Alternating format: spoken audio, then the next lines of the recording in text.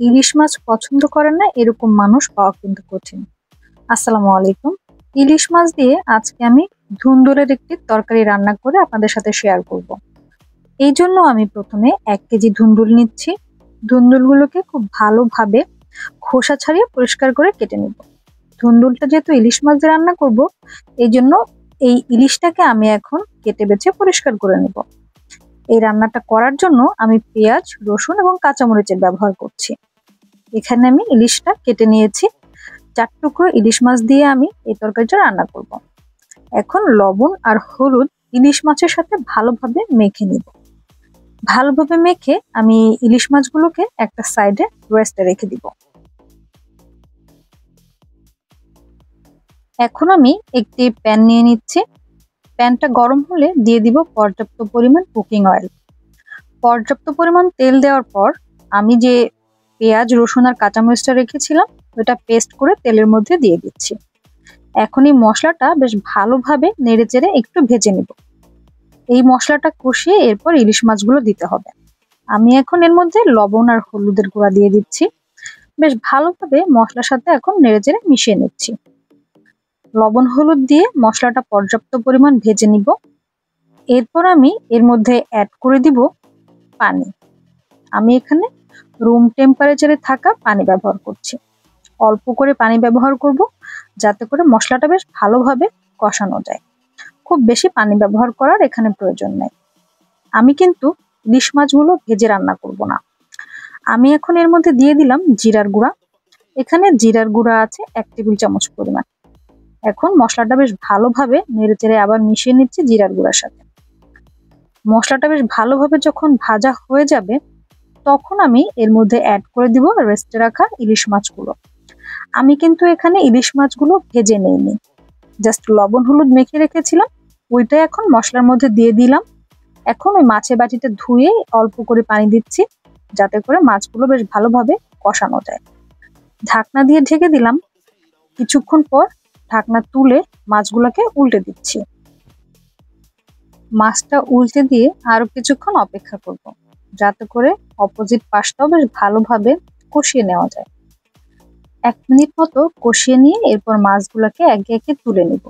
আমি কিন্তু ইলিশ মাছগুলো ভাজিনি, মাছটা কষিয়ে তুলে নিচ্ছি। আর এই মশলার মধ্যেই কিন্তু সবজিগুলা দিয়ে আমি রান্না করব। ধুন্দুল এমন একটা সবজি যেটার মধ্যে অনেক বেশি পরিমাণ পানি থাকে। এই তরকারিটা রান্না করতে আমি কিন্তু কোনো রকম পানি ব্যবহার করব না। মাছ তুলে নিয়ে দিয়ে দিচ্ছি কেটে ধুয়ে রাখা সবজিগুলো। আমি ধুন্দুলের সাথে একটু আলু ব্যবহার করেছি, কারণ ধুন্দুলগুলো সিদ্ধ হয়ে একদম নরম হয়ে যাবে আর পরিমাণে খুব অল্প হয়ে যাবে। খুব ভালোভাবে নেড়েচেড়ে মিশিয়ে দিচ্ছি। ধুন্দুলগুলো কষানো হয়ে যাবে, পাশাপাশি আমি যখন ঢাকনা দিয়ে ঢেকে দিব ধুন্দুল থেকে কিন্তু অনেক বেশি পানি বের হবে। এখন আমি ঢাকনা দিয়ে ঢেকে দিলাম। দেখতে পাচ্ছেন কিছুক্ষণের মধ্যেই কিন্তু ধুন্দুল থেকে পর্যাপ্ত পরিমাণ পানি বেরিয়েছে। নেড়ে চেড়ে দিচ্ছি এবং একটু চেক করে দেখবো আলুগুলো সিদ্ধ হয়েছে কিনা। আলু কিন্তু এখনো সিদ্ধ হয়নি, এই জন্য আমার ঢাকনা দিয়ে আবার ঢেকে দিতে হবে যাতে করে আলুগুলো ভালোভাবে সিদ্ধ হয়ে যায়। ধুন্দুল কিন্তু সিদ্ধ হয়ে গিয়েছে, শুধু আলুটাই সিদ্ধ হয়নি। ঢাকনাটা তুলে নিলাম।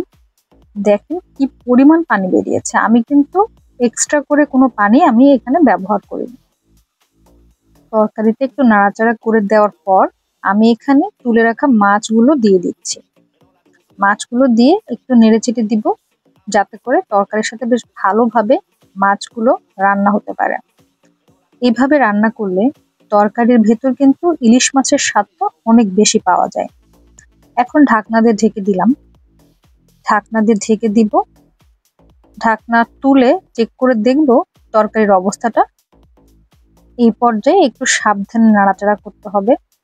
আলুটা কিন্তু সিদ্ধ হয়ে গিয়েছে, তার মানে আমার তরকারি রান্নাটা কমপ্লিট। এই অবস্থায় তরকারিটা আস্তে ধীরে নাড়াবেন, তা না হলে মাছটা কিন্তু ভেঙে যাবে। আমি একটু ঝোল টেস্ট করে দেখলাম যে লবণ কম হয়েছে। এখন আমি পর্যাপ্ত পরিমাণ লবণ দিয়ে দিলাম। লবণ দেওয়ার পর আমি এখানে আরো একটা মশলা অ্যাড করব। এটা হলো ভাজা জিরার গুঁড়া। এখানে আমি 1/2 চামচ পরিমাণ ভাজা জিরার গুঁড়া ব্যবহার করছি। জিরার এই ভাজা গুঁড়াটা যখন ব্যবহার করবেন তরকারির স্বাদ কিন্তু অনেক বেশি এনহ্যান্স হবে। তরকারির স্বাদেরই পরিবর্তন হয়ে যাবে ভাজা জিরার গুঁড়া দেওয়ার কারণে। আমার তরকারি কিন্তু রান্না শেষ। আমি এই অবস্থায় এটাকে নামিয়ে নিব। আপনারা চাইলে ঝোল আরেকটু কমে নিতে পারেন, বাট আমি এরকম কনসিস্টেন্সি পছন্দ করি, এই জন্য আমি এভাবে নামিয়ে নিচ্ছি। তরকারিটা আমি সার্ভ করে দেখাই কতটা লোভনীয় হয়েছে। ধুন্দুল আমি আগেই বলেছি রান্নার পর পরিমাণে কমে যায়। 1 কেজি ধুন্দুল রান্না করেছি কিন্তু পরিমাণ খুব কম হয়েছে। এখন আমি তরকারিগুলো দিচ্ছি এবং মাছগুলো দেখবেন একটা মাছও কিন্তু ভেঙে যায়নি।